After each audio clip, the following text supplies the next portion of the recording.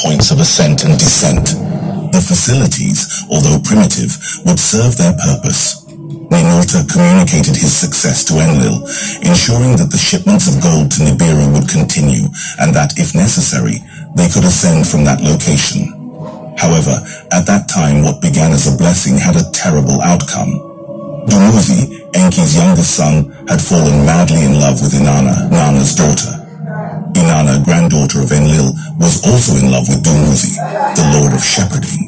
It was an unconditional love that engulfed two young individuals, consuming them with a passionate and enigmatic fervor.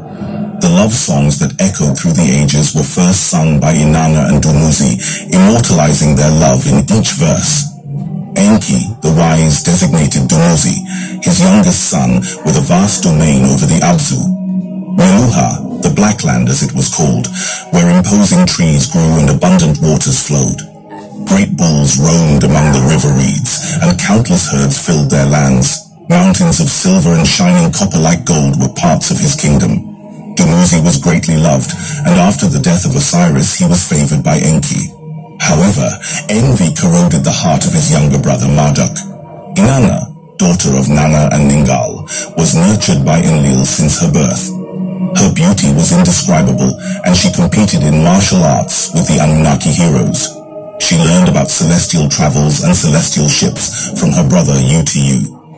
A celestial ship of her own was presented to her by the Anunnaki to navigate the skies of Earth.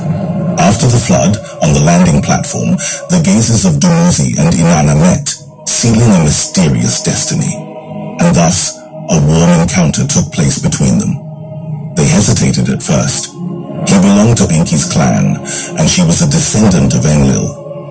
When Ninhursag united the rival clans in search of peace, Inanna and Dumuzi secretly met away from the eyes of either clan and confessed their love to each other. Walking together, they exchanged sweet words of passion and enchantment. They lay side by side, hearts in harmony, and Dumuzi, filled with desire, embraced Inanna. "Let me teach you, whispered Dumuzi to Inanna. She kissed him gently, and then spoke of her mother, Ningal. What lie would I tell? What words should be spoken? They decided to reveal their sincere love for each other. They planned for it to be a joyous occasion, and the scent of cedar would be used to receive the blessing. Thus, the lovers went to meet Ningal, Inanna's mother. Ningal blessed them, and Inanna's mother approved of Dumuzi.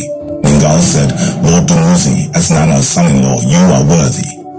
Dumuzi was received as a groom by Nana and announced by Utu, Inanna's brother. Enlil spoke to all those present. A marriage could be the key to peace between the clans. At that moment, while Dumuzi shared his love and engagement with his father and brothers, Enki also glimpsed the possibility of a unifying union and granted his blessing to Dumuzi. The joy of the engagement infected Dumuzi's brothers, except for one. That one was Marduk. Gibel carved a bridal bed of gold, and Nergal sent blue lapis lazuli stones. To please Inanna, sweet dates, her favorite fruit, were piled up next to the bed. Beneath the fruits, lapis lazuli stones lay hidden, waiting to be discovered by Inanna. According to tradition, one of Dumuzi's sisters was tasked with perfuming and dressing the bride.